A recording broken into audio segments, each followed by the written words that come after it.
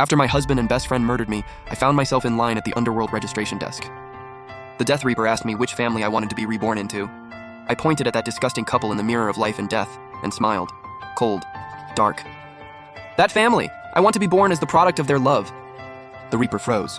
That's a lot of resentment you're carrying. Careful. That kind of hatred can wreck your fortune in the next life. No worries. I waved it off like it was nothing. This lifetime, I'm coming back as their perfect little daughter. The next second, I was wrapped in warm amniotic fluid. Then came a spinning, dizzying rush, followed by one loud, piercing cry. I, Su Qing, was born into this world as Shen Lin, daughter of my enemies. Congratulations, Mr. Chen, it's a girl, and wow, those lungs! The nurse cleaned me up and carefully carried me over to that woman. Zhao Ting, my best friend. She was pale as a ghost right now, but she wore this glowing, saintly look as she reached out for me. Come here, baby, Mama's got you. Her voice was so soft it could drip honey. Mama, please, you don't deserve that title. The second her fingertips touched my skin, without any warning, I unleashed the most blood-curdling, unhinged scream of my entire life. It shattered the quiet of the delivery room. Every nurse and doctor jumped. Zhao Ting's hands shook so hard she nearly dropped me. What's going on? She was fine just a second ago. A nurse quickly took me back. The moment I was out of Zhao Ting's arms, the crying faded. Newborns can just be insecure sometimes. The doctor brushed it off without a second thought. But Zhao Ting's expression had already quietly shifted. Back at the Shen house, the moment she came within 3 steps of me, I'd set off like an alarm. Every time she tried to hold me, I'd go from sweet little baby to a full-on thrashing porcupine. Arms and legs flying everywhere, tiny sharp nails going straight for her. No mercy. Her face, her neck, every inch of exposed skin. Zhao Ting winced and looked down. 3 fresh red scratches across her once flawless arm. And I cried even harder, like I was the one being wronged. What is happening? Chen Feng rushed in at the sound and walked right into the scene, Zhao Ting with blood on her nose. And their daughter screaming in her arms like she was being tortured. I don't know, she just suddenly... Zhao Ting had gone completely white. Chen Feng impatiently took me from her arms. The second I was in his hold, silence. Just a few soft little sobs from me. I buried my flushed little face into his warm chest, found a comfy spot, and drifted right off to sleep.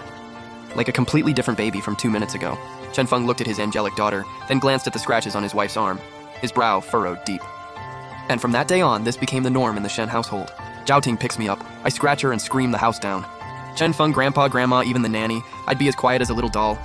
Within a month, Zhao Ting was covered in scratch marks layered on top of scratch marks. She had to cake on concealer just to hide the marks on her face. And the rumors started quietly spreading. The Shen family's little princess just can't stand her own mother.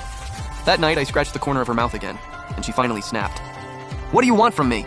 She shut the door, leaned over my crib, voice low and face twisted, growling at me. You're a demon. You are literally torturing me. I just stared back at her with wide, innocent eyes. Yeah, that's exactly what I am. I'm here to collect. Seeing me calm and quiet, she took a deep breath and seemed to talk herself down. You're just a dumb baby. You don't know anything. Then shaking, she reached for me again, like she was trying to prove something. Right at that moment, the door swung open. Chen Feng walked in with a glass of milk and saw his wife's twisted expression, hand hovering threateningly over their daughter. Zhao Ting, what are you doing? He rushed forward, pulled me close, and the look he gave her was ice-cold disappointment. I was just trying to hold her. Zhao Ting was desperate, scrambling to explain. Chen Feng gently patted me, not even looking up. If you can't handle her, stay away. Wang Auntie will take care of her from now on. The moment she lost custody, Zhao Ting standing in the Shen household hit rock bottom. She went from lady of the house to just a guest, a mother in name only. Chen Feng grew colder by the day, and the grandparents acted like she didn't even exist. The only time she mattered was at family gatherings, for appearances. That's when they'd let her hold me and put on the whole loving mother act. Meanwhile, I grew up spoiled by everyone else, and by age 2, I could string together a few simple words. Every single one is carefully calculated. On the day of Grandpa's birthday banquet, the Shen house was packed and buzzing. I was in a little red silk qipao, tucked in Grandpa's arms like the cutest little mascot, getting compliments from every direction. Zhao Ting stood nearby in a designer gown, flawless makeup, forcing a smile. I knew she was waiting for her moment, a chance to show off her motherly love in front of everyone and win back some face.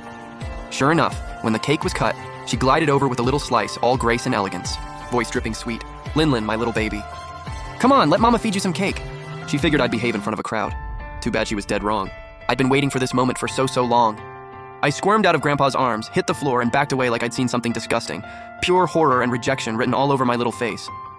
I let out a garbled, panicked shriek. Zhao Ting's smile froze. Every relative in the room turned to watch. Lin, be good. Mama means no harm. She stepped forward anxiously, reaching for my hand. This was the moment.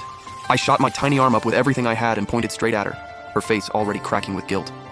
I channeled every ounce of hatred and killing intent from my past life and let it pour through the mouth of a 2-year-old. Word by word. I shrieked, "Bad lady, kill her." The whole room went dead silent. Every eye bounced between me and Zhao Ting, who had gone white as a corpse. Did I hear that right? "Oh my God, is this child possessed?" The whispers crashed through the room like a wave. Grandpa and Grandma snapped back first and scooped me up into their arms, patting me gently. "Linlin, don't be scared. Did you have a bad dream last night? Don't say things like that." Chen Feng's face drained of all color. Xiaoting completely lost it. "It wasn't me. I didn't do anything." She screamed, pointing at me with everything she had. "It's her! This little beast is lying. She's not a normal child. She's a demon." A mother, calling her own daughter a beast and a demon, in public. "Enough!" Chen Feng stormed forward and slapped her hard across the face. "Have you lost your mind? She's 2 years old." I lay tucked in Grandpa's arms and watched that couple tear each other apart. A cold thrill swept through me. That birthday banquet meltdown was the last straw for Zhao Ting. Unhinged woman, the mother cursed by her own child. These labels followed her everywhere. She had no dignity left in the Shen household. Chen Feng couldn't avoid her fast enough. She seemed to genuinely believe I was a vengeful ghost reborn. She'd come home and lock herself in the study, rather face an actual ghost than see the woman he once called his true love. Completely isolated, Zhao Ting was unraveling, and she stopped coming near me. But every time she looked my way, her eyes were soaked in pure hatred. She started the quiet abuse, knocking over my milk on purpose, making sharp, jarring noises while I slept, even pinching my arm hard when no one was looking. I took it all in silence. I knew she was just venting her rage. And I was waiting for the perfect moment to send her straight to hell. That moment was tied to the crystal music box, hidden at the very bottom of her jewelry case. A love token Chen Feng gave her after she got pregnant with me. I snuck into her room, dragged a stool to the vanity, climbed up, and dug out that crystal box. Without a second thought, I lifted it high and slammed it down onto the marble floor with everything I had. A sharp crack, and the music box shattered into 1,000 glittering pieces. But that wasn't enough. I closed my eyes and let the image of my brutal death flash through my mind. Then I stumbled out of the room, covered in evidence,